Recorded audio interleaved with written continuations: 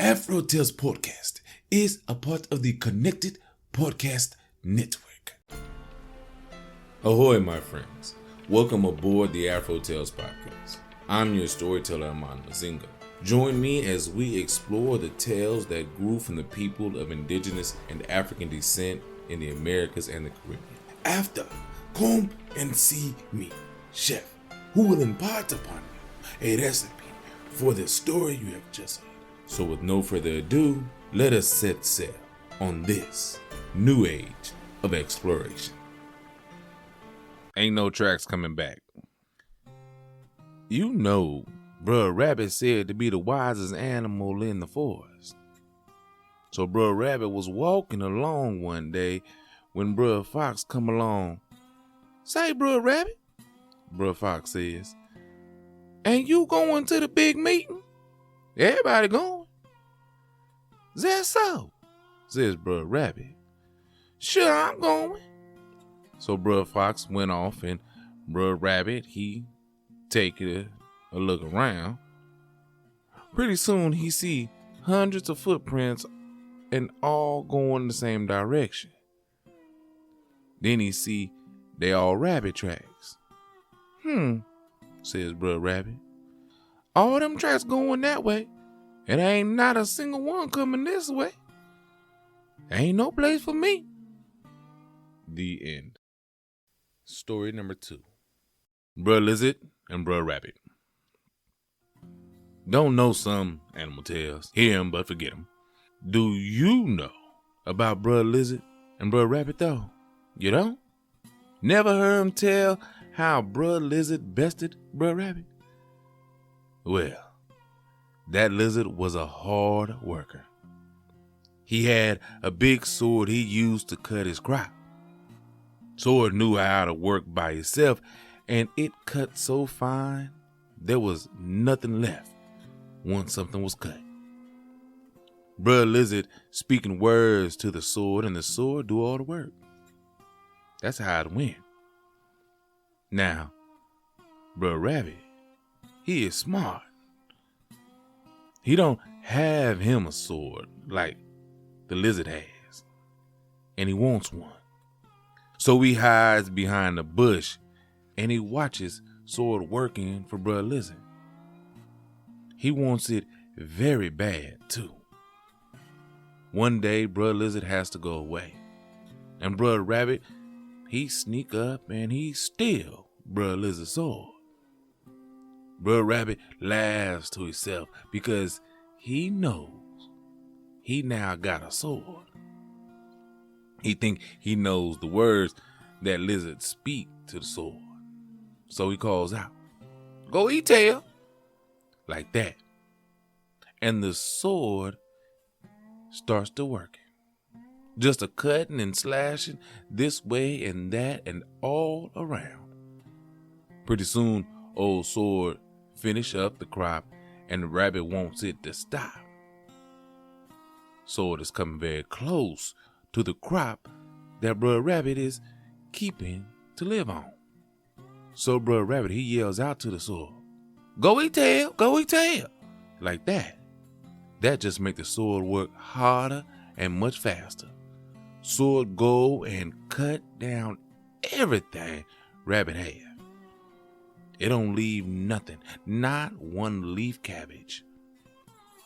Now, Bruh Lizard, he been hiding behind a bush. He sees the whole thing, and he is laughing and laughing to himself at Bruh Rabbit, cause that rabbit think he's so smart when he steals sword.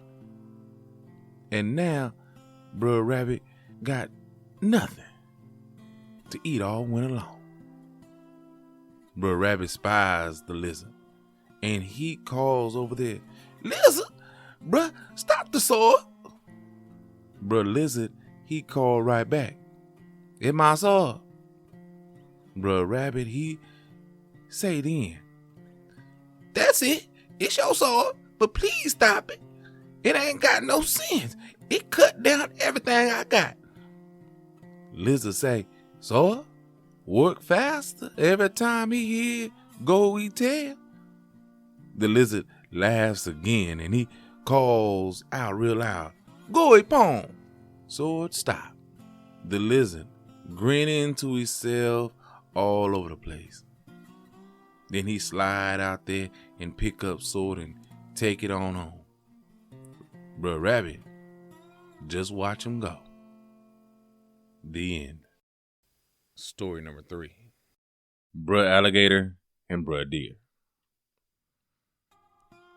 Long time, nothing but animal and bird and the Indian. Bruh Alligator and Bruh Deer, not any kind of friends at all. Bruh Alligator even planned to kill Bruh Deer when he get a chance. And Bruh Deer, very afraid to swim across the river. Whenever he go down to the river edge for a drink, he cock his head, listening, and looking all around him before he do drink. Just so scared he of Bruh Alligator. By and by come the buckers, the white owners, and then come the black slaves, and by the buckers fetch the hounds, and the Indians is gone, and the buckers come to hunt Bruh Deer with their English beagle hounds. They dogs, they beagle hounds, they so swift and they trying to get so close to Bruh Deer, only chance Bruh Deer has is to take to the water. But who in the water? Bruh Alligator, that's who. Nothing mattered to Bruh Deer. He have to make for the water when the hounds come too close. Now the first time the buckers run Bruh Deer with the hounds, he didn't know nothing about him. He just lied down in his bed in the thicket on the edge of the broomgrass field. But here come the hounds, and Bruh Deer so afraid, and so he jump up and he run. And he gets away to the river first. Just as he ready to jump off the bluff above the river, he looked down and see Bruh Alligator's 2 big eyes come rising out of the water. Bruh Alligator just waiting for him. That alligator hungry. Victuals very scarce that time of season.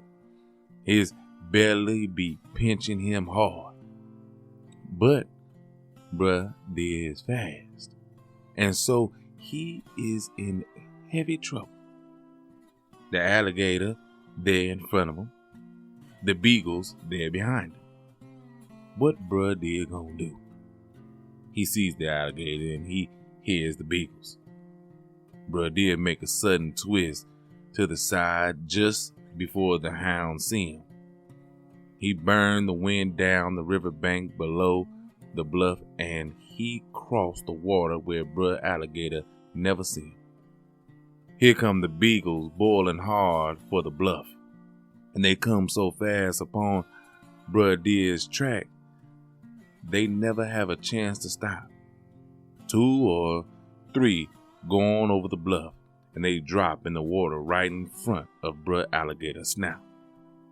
Bruh Alligator think to himself, "What's this here? I never seen such animals before. But it's victuals, food." And he grabs one. 2 of the beagles, and pulls them under the water. The other hound swam out of there, took his feet in his hands, and ripped on home. Well, Bruh Deer got away that time. He gone. And when he ready to cross that river again, he look around for Bruh Alligator first. He find him too.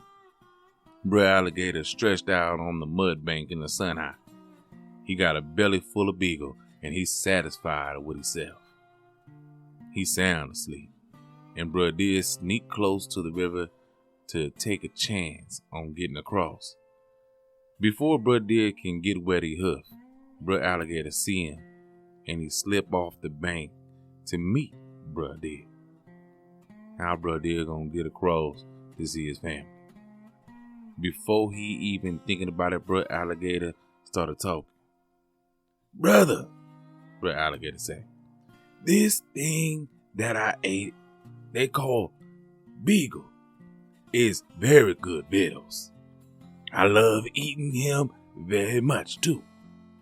He so easy to catch, and he got no horns to scratch my throat. Well, if you love eating him, you want to catch him, so will you leave me and my family alone? Bruh Deer asked. Bruh Alligator answered, I can't catch the beagle lest he fall in the water. So let's me make agreement to last as long as this river run. What is the agreement? Asked Bruh Deer. Here it is, says Bruh Alligator. When you take to the river, I'll take the beagle we're chasing you. Me for you, and you for me, and both of us for one another.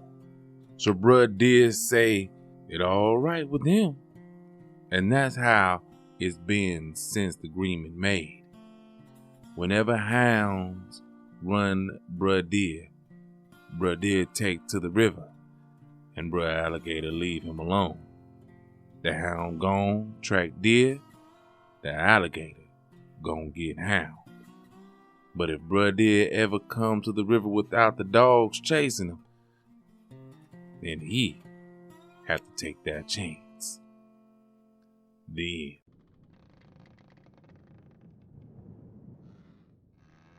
Wow. So these were some great stories, some animal tales. I haven't done real animal tales in a while.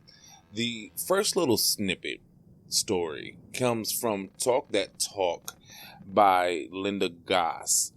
And I just wanted to throw that in there because it was a nice Bro Rabbit story and talking about his intellect, right?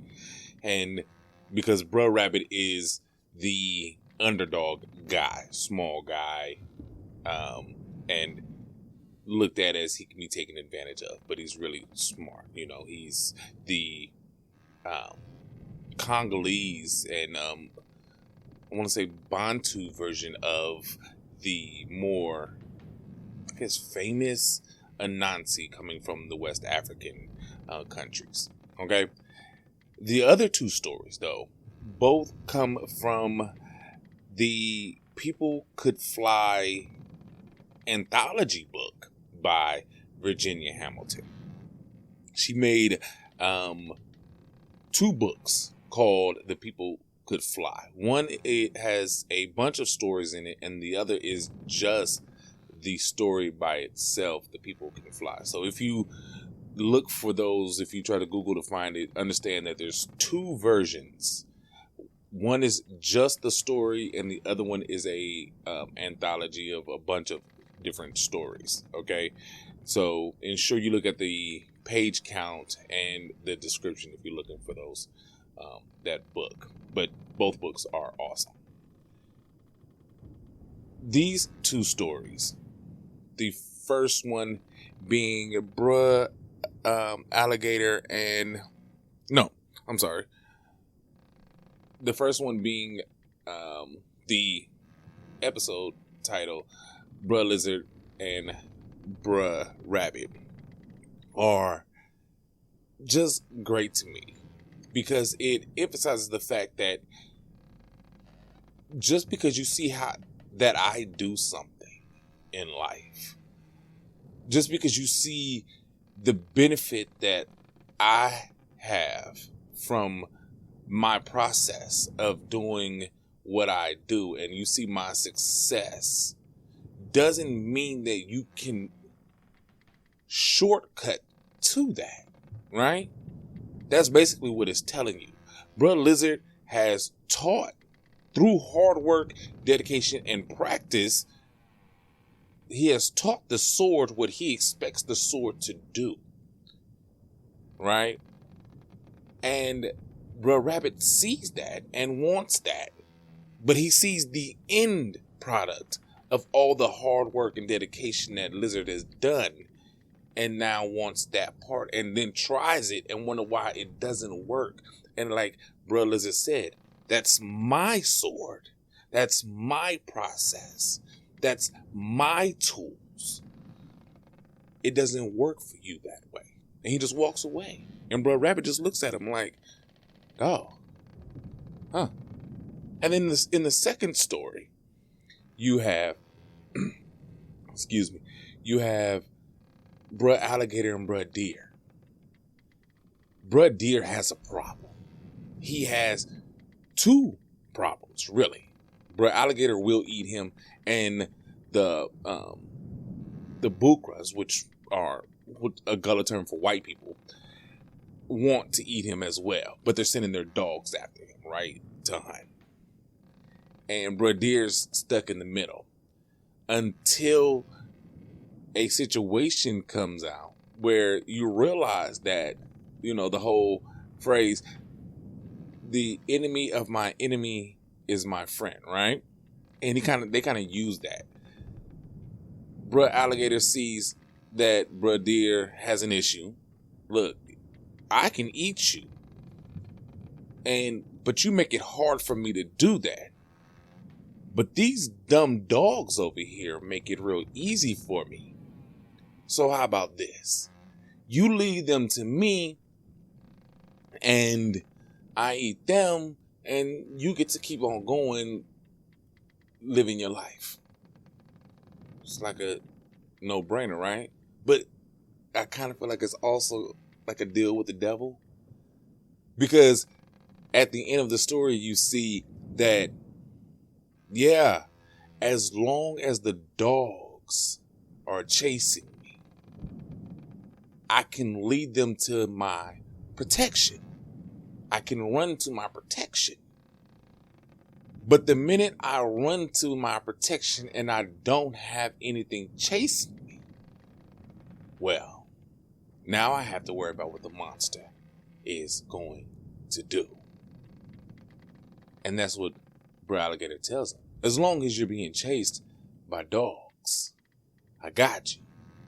But the minute you come this way and you're not, well, deal is off, right?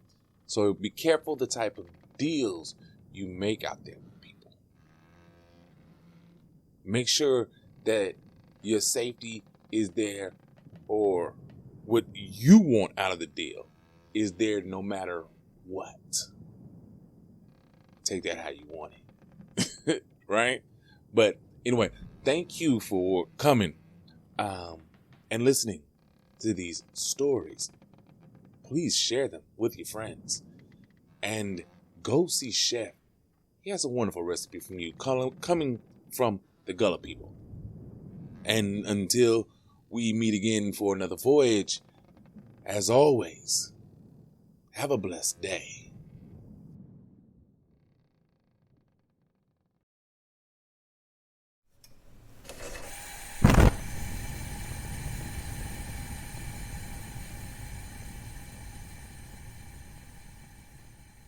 Welcome, my friends, to the Galley. I am your chef, and today we have a wonderful recipe inspired by the story you have just heard.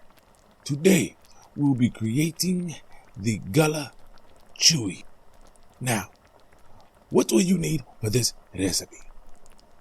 4 tablespoons, half a stick of unsalted butter, plus additional softened butter for the baking dish. 1 cup packed light brown sugar. 1 teaspoon almond extract. 1 teaspoon of vanilla extract. 1 large egg, lightly beaten. 3/4 cups all-purpose flour.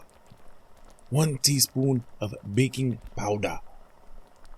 1/4 cup of chopped pecans. And confectioner's sugar for dusting if you prefer. Now, how do we put this together? Easy. First, preheat the oven to 350 degrees Fahrenheit. Butter an 8-inch square baking pan. Next, you will melt the butter in a small saucepan over medium heat. Then, turn off the heat and let the butter cool slightly. Then, add the brown sugar, the almond extract, and vanilla extract, and stir until smooth. Now you can stir in the lightly beaten egg. In a small bowl, whisk together the flour, the baking powder. Then fold the flour mixture into the brown sugar mixture. Now you can add the pecans. Pour the batter into the prepared baking dish and bake until set around the edges, but still loose in the center. About 20 minutes should do. Then remove from the oven, let cool completely, then sift the confectioner's sugar on top if you so desire. Cuts into 16 squares. And that is it, my friends. Now, go. Do what you do. Make this recipe yours. And until I have another wonderful recipe for you, remember how the brothers have done in these stories. And until next time, as always, enjoy.